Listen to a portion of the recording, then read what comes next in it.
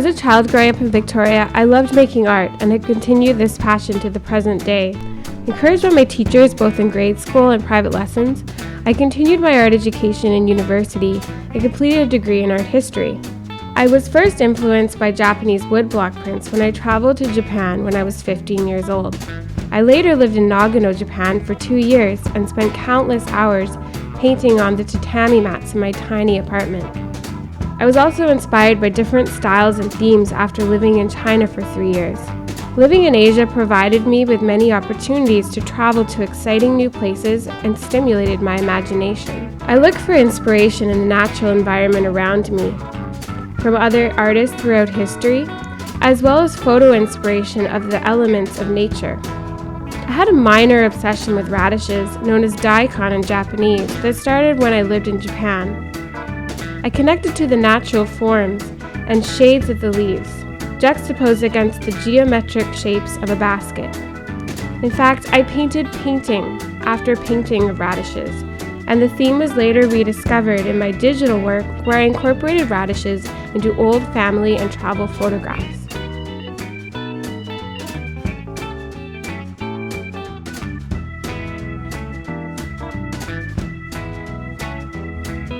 One of the recent themes in my work is creating imaginary landscapes.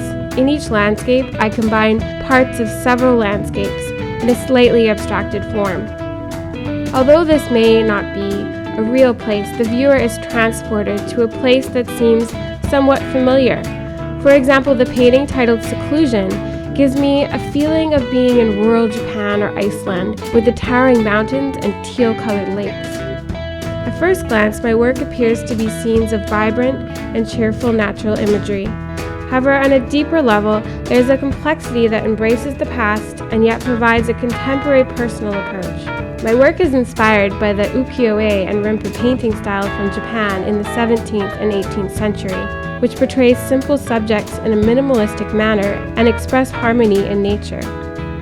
Each plant and living creature is deliberately placed to create a sense of balance and evoke a feeling of harmony and chi.